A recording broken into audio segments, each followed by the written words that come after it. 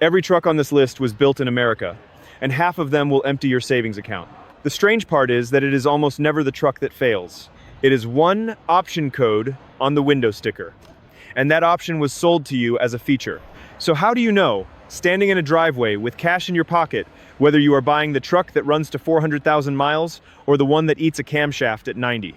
There is a 2011 Silverado sitting on my lift right now. Half-ton, four-wheel drive, 5.3 liter, 118,000 miles. It belongs to a man named Curtis, who drives 40 minutes each way to a job at a grain elevator. He brought it in because it ticks on cold mornings and because he was adding a quart of oil every 800 miles and he figured he needed a thicker oil. He does not need a thicker oil. He needs a camshaft, 16 lifters, a set of head gaskets, and about 11 hours of my time. The number I have to hand him is $4,800. The truck is worth $9,000 on a good day. I have handed a man some version of that number in my parking lot a couple hundred times in my life, and it does not get easier, because the man always says the same thing. He says, "I take care of this truck," and he does. That is what makes it awful. Curtis changed the oil every 5,000 miles with the right oil. He greased it. He never pulled anything heavier than a utility trailer with a mower on it. None of that mattered.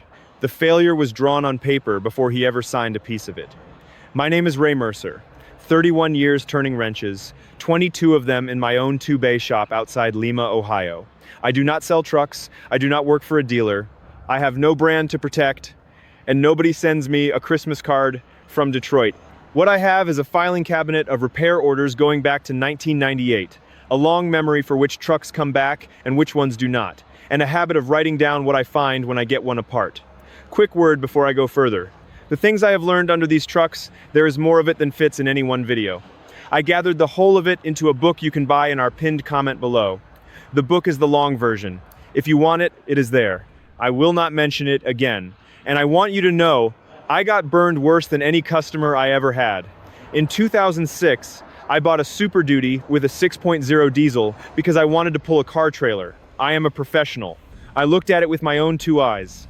That truck cost me $9,400 in parts over 2 years, and I did every hour of the labor myself, at night, in my own shop, for free. So when I rank these trucks worst to best, understand that I am on this list too, near the bottom. Here is what I mean by reliable, because most people mean the wrong thing. Reliable does not mean nothing breaks. Everything breaks. A truck is 2,000 parts rubbing on each other in the weather. Reliable means that when it breaks, the brake is cheap, and the brake gives you warning. A water pump is not a reliability problem. A water pump is $400 and a Saturday, and it whines for 2 weeks before it quits. A camshaft under a set of cylinder heads is a reliability problem, because it costs more than the truck is worth, and the only warning you get is a tick you were hoping was nothing. That is the whole test. Not does it fail. Does it fail cheap? And does it tell you first? So why would a truck company build an engine that eats itself at 100,000 miles? They did not do it by accident. They had a reason, and it was a good reason from where they were sitting. And once you understand the reason, you can walk any lot in this country and tell in about 90 seconds which side of the line a truck falls on. The reason is fuel economy, not yours, theirs. Every manufacturer has to hit an average miles per gallon across everything they sell, and trucks are the heaviest, thirstiest, best-selling thing they build. A truck that misses the number costs the company real money. So, starting in the mid-2000s, the engineers were told to find miles per gallon anywhere they could, and there was nowhere left to find it except inside the engine itself. So they did 3 things. On the gas engines, they added cylinder deactivation. General Motors calls it active fuel management or dynamic fuel management. Chrysler calls it MDS. Ford mostly went a different way and shrank the engine and hung turbos on it. On the diesels, they added emissions plumbing, which means taking hot, dirty exhaust and routing it back into an intake that was designed for clean air. And across everything they added, transmissions with 8, 9, and 10 gears, so the engine could loaf at 1,500 RPM. Understand what cylinder deactivation actually does, because nobody explains it, and it is the single most expensive thing on this list. When you are cruising down a flat road, the computer decides you do not need 8 cylinders. It fires a little solenoid, which dumps oil pressure to 4 of the lifters, and those lifters physically collapse inside themselves so the valves stop opening. 4 cylinders go dark. When you touch the throttle, oil pressure comes back, and those lifters pump back up, and the valves start working again. All of that happens in a fraction of a second, hundreds of times a day for the life of the truck. Now look at what that whole trick is standing on. It is standing on oil. Not clean oil, exactly the right oil, at exactly the right pressure, at exactly the right instant. Let the level drop half a quart. Let the oil go 400 miles past due. Let a piece of varnish the size of a grain of pepper sit in the wrong gallery. Now, one lifter does not come back up all the way, and it kisses the camshaft lobe at the wrong angle. And in about 2,000 miles, that lobe is a smooth round nub, and you have metal in your oil and metal in your bearings. That is Curtis. That is the $4,800. A $4 lifter took out a $9,000 truck because the government wanted a number, and the company wanted the number cheaper than a hybrid. Here is the contrast that ought to make you a little angry. The device that turns that system off, a little module that plugs into the port under your dash and keeps the engine in 8-cylinder mode, costs about $180. $180 against $4,800. Same truck, same driver. The only difference is whether somebody told him. And here is the counterintuitive part, the thing that reframes this entire subject. The truck did not get less reliable. The frame is better than it was in 1994. The paint is better. The brakes are far better. The steering box does not wander. What happened is that the engine was asked to pretend, several times a second, to be a smaller engine than it is. And the pretending is what breaks. So stop asking which brand is reliable. There is no reliable brand. There has not been one in 20 years. Reliability is not a badge. Reliability is a build sheet. The same model, same year, same dealer lot, sitting 2 spaces apart, can be the best truck on the lot or the worst. And the only thing that changed is which engine box got checked. Which brings me to the ranking. Worst to best, from 31 years of pulling them apart. At the bottom, and it is not close, is the 2003 through 2007 Ford Super Duty with the 6.0 Power Stroke. My truck, this engine has 4 head bolts per cylinder instead of 6, and they stretch. And when they stretch, the head lifts a few thousandths under boost and pushes combustion into the cooling system. But that is the ending, not the start. The start is the oil cooler, which sits in the valley and plugs with casting sand and sediment. Once it plugs, the EGR cooler cooks, then the heads. The trick, and this one is worth stopping the video for, is that you can measure it in 10 minutes with a scan tool. Watch engine oil temperature and engine coolant temperature at highway speed.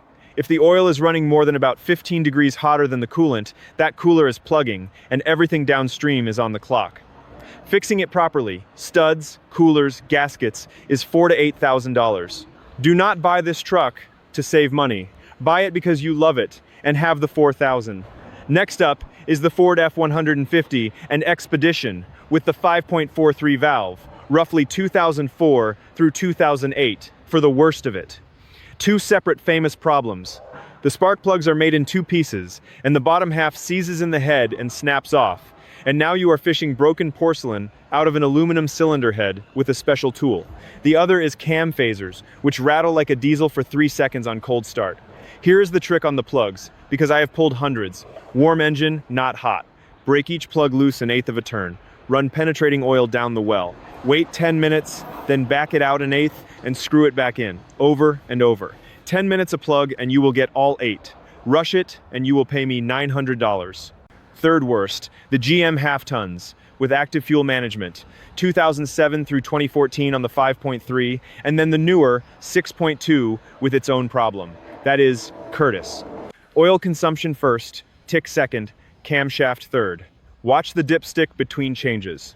If a truck is eating a quart in 1,000 miles, it is already sick. And on the newest ones, GM recalled about 597,000 trucks and SUVs in April of 2025 for connecting rod bearings on the 6.2 in 2021 through 2024. And federal investigators opened another look in October at a couple 100,000 more that were not covered. Check the VIN before you buy. It is free and it takes 40 seconds on the government site.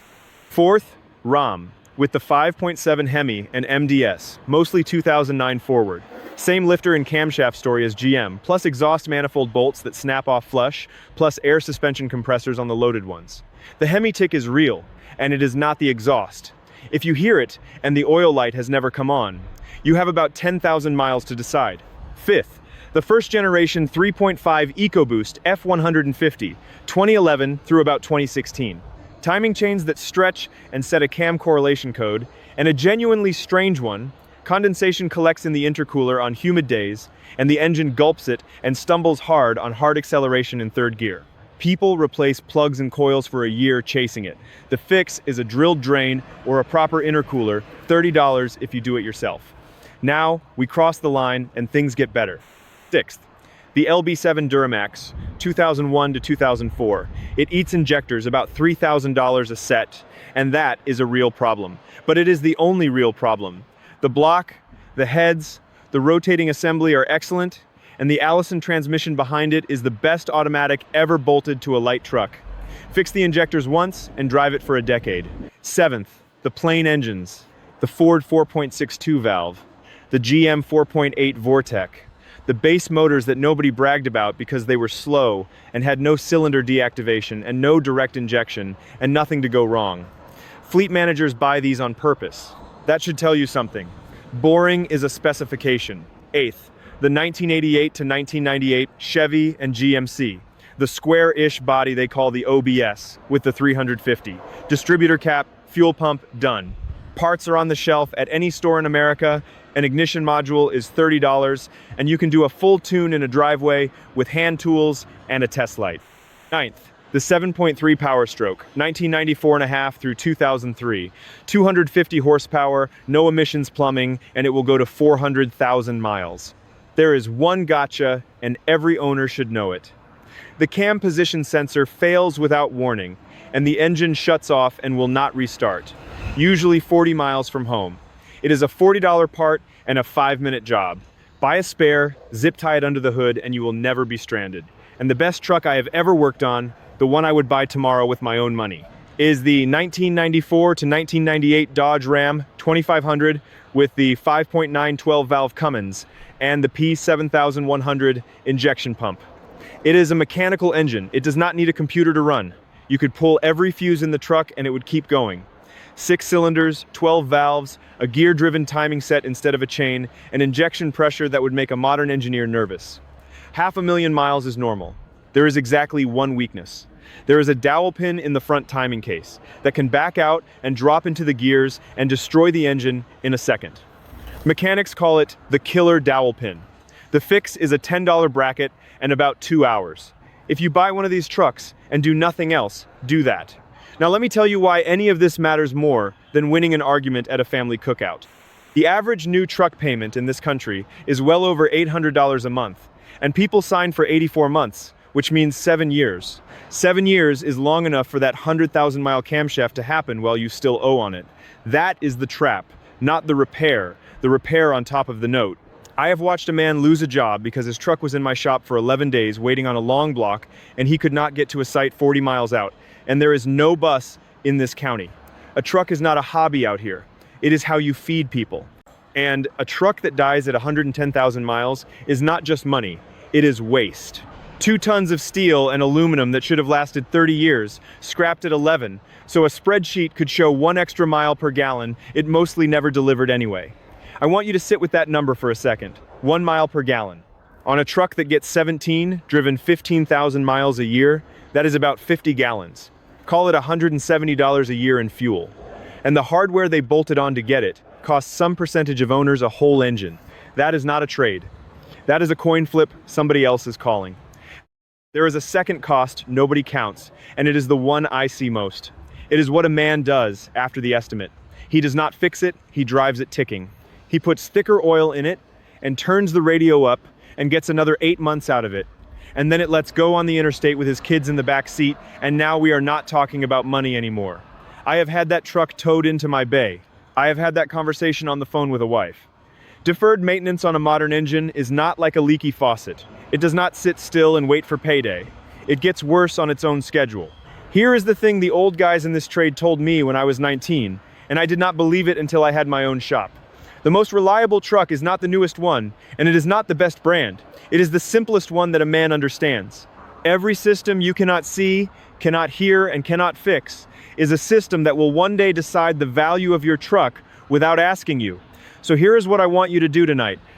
Go out to your truck and pull the dipstick. Not because the oil is dirty, because of the level. Write down where it sits, and write down the mileage on a piece of masking tape, and stick it on the fender. Check it again in 1,000 miles. If it dropped, you have found the first warning sign of the most expensive failure on this list. And you found it while it is still a $180 problem instead of a $4,800 one. Then tomorrow morning, start it cold with your window down and just listen for the first 3 seconds. Rattle, tick, or quiet. That is your whole diagnosis. Then tell me in the comments what you have. Year, engine, miles, and whether it ticked. I read them. I want to know what is still on the road out there, because the repair orders in my cabinet only tell me about this county. Next time, I am going to do transmissions, and I am going to start with the one that fools everybody. The shudder that feels exactly like a bad tire on the highway at 45 miles an hour. There is a test for it that costs nothing. You pull the dipstick, put 1 drop of fluid on a white paper towel, and wait 60 seconds. What that drop does in that minute tells you whether you have a fluid change or a $4,000 rebuild, and almost nobody knows how to read it. I will show you.